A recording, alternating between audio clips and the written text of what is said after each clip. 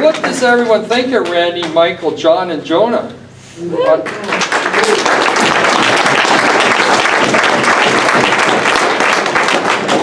Thank you, gentlemen, for what you've done, are doing to light the torch of freedom in our country.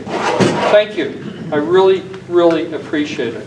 And I'm hoping that your courage, while it has allowed me to build the courage that I've needed to step up, and I'm hoping that it's like a chain reaction. And I'm hoping that people will see my courage and think that, well, that dummy can do it. Maybe I can do it. So, thank you. Thank you, everyone. I'm going to finish off with a bit of a speech here. Randy criticized a couple points. If I fumble on them, I apologize in advance, but let's go. I'm going to go at it and see where we go here. So, Eli Wiesel is a famous author and Holocaust survivor. He once penned, "We must always take sides. Neutrality helps the oppressor, never the victim. Silence encourages the tormentor, never the tormentor." Let me ask you, who among us in this room is feeling oppressed? Who's feeling tormented? I think we can all relate to that to one degree or another. Now I want to ask a tough question here. I don't want you to answer it publicly, but I do want you to take it to heart, take it home with you, dwell on it, and answer it with your actions. What are you doing to push back or fight back against the oppression and torment you're feeling? We are all feeling. If you're anything like me, I just wanted to bury my head in the sand and hope it all goes away. Well, according to Mr. Wiesel, that's nothing more than a pipe dream. I have to agree with Mr. Wiesel.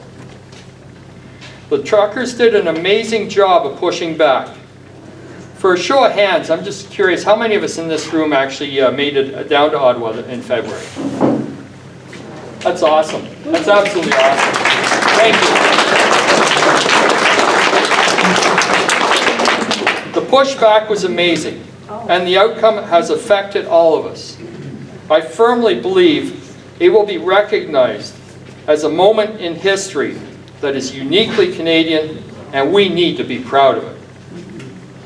Unfortunately, the push toward authoritarianism in this country is relentless.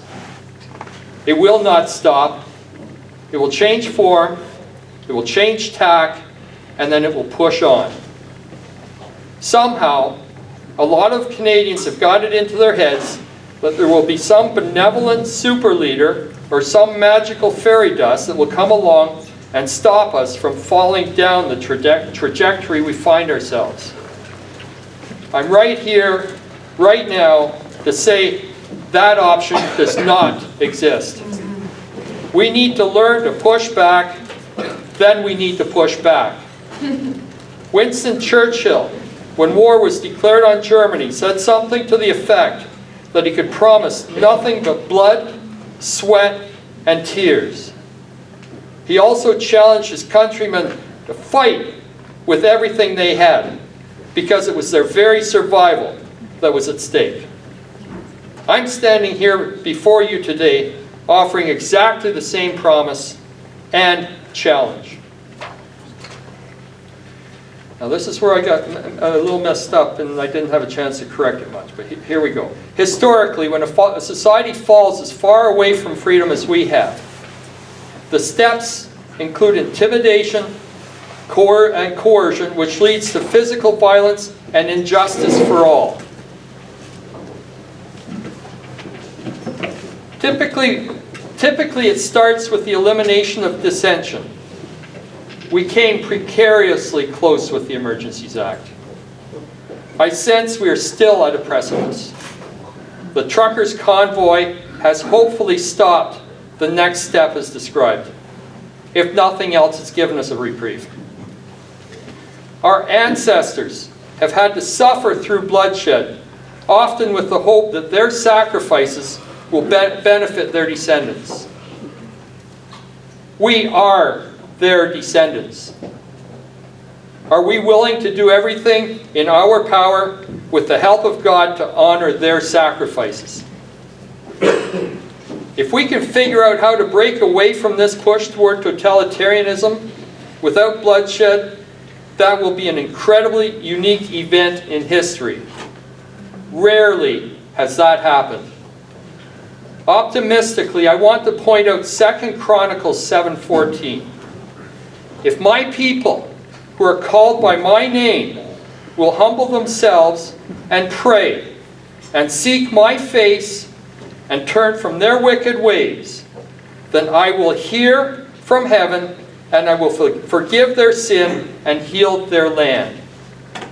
I believe this is a statement from God, and as such is absolute in its truth. I believe our humility and dependence on God will bring us through this mess. I also believe it will not come without some sort of cost to all of us. Genesis 3:19a says, "In the sweat of your face you shall eat bread." There is no easy solution here. This is our time to shine, and I believe we are here as God-fearing Canadian citizens at this time in history to prove that with God's help we can rise above the anarchy and despotism so many of us have fallen victim to. How are we going to do this? Two terms come to mind. One I mentioned earlier, which is push back, and the second is to reach out. We're going to have to creatively push back. There are lots of ideas, some of which will be really great and effective. The landscape will be constantly changing, so a great idea today will be mediocre tomorrow and ineffective the day after. We need to be able to communicate our ideas with each other and do so without the convenience and exposure of social media. Using old school techniques such as email and telephone are the limits to my imagination. I am sure someone, or we collectively, can come up with a better and more effective system. The second term is where I'd like to dwell more time, and that is reaching out. It's more along, I really believe that this is our enemy's Achilles heel. I really believe there is a very significant sector of our population that is frustrated and feels powerless to effect any change that would improve their lives.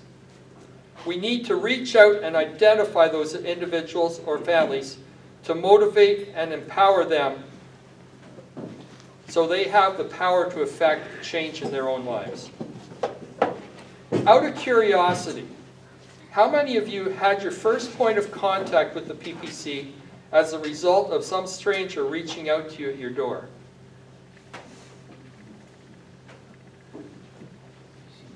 We need to do a lot more work, people. I've worked in agriculture enough to know that animal husbandry is about keeping the livestock well-fed, healthy, and content. We all know what the final outcome for the livestock is. As a parallel, it seems our government is endeavoring to keep us well-fed, healthy, and content. What's going to be our final outcome? I know I'm not speaking to anyone in this room, but I am speaking to our friends and family who refuse to acknowledge the situation we're in this country. I'm here to ask you to step outside your comfort zone. Become dissatisfied, disgruntled, and uncomfortable. The problem becomes what's next. That's where we need to become leaders. We need to set the example and inspire others to step up in our wake. We need to rise to our highest level of competence. Then we need to apply those skills to reaching out and pushing back. I know it's sounding slightly circular, but I see my role as a leader here in Perth-Wellington as that of one who is able to identify the skills and gaps and put the two together. Most of the work we need to do is scary for most people.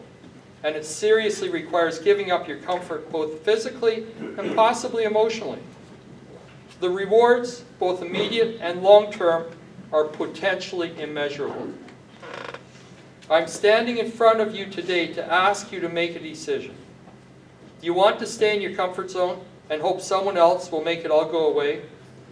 Or do you want to endure some discomfort and make a positive step towards loosening the totalitarian grip we find ourselves in? If you're in Perth-Wellington, we need volunteers. We need volunteers who are willing and able to step outside their comfort zone. I want you to know that I will not, and I really emphasize this, I will not ask any of our volunteers to do anything I'm not willing to step up and do myself. If you're outside Perth-Wellington, you need to reach out to your candidate and offer your time as a volunteer. If you don't have a candidate, then you seriously need to look in the mirror and ask not for someone else to do it, but rather, why not me? Some of the PPC leadership is here. I don't think Cole made it, did he? But Stephen's here. Can you stand up for me, please, Stephen? Stephen's our regional director. I want you to feel free to reach out to Stephen if any of this comes to heart. I want to finish off by saying that my policy is Perth-Wellington first. But as our larger monsters are being gradually wrestled into submission, I would like to offer the services of myself or my team to counsel or assist in any way you in the other ridings see as beneficial to move our party forward. Thank you for your time this evening. I hope you all found it worthy of your attendance. May God bless Canada. May God bless each and every one of us. Good night. And we're open for questions for Randy, and we're open to get as many bids on those goodies in the back as we can possibly get. So, and I'll field questions too.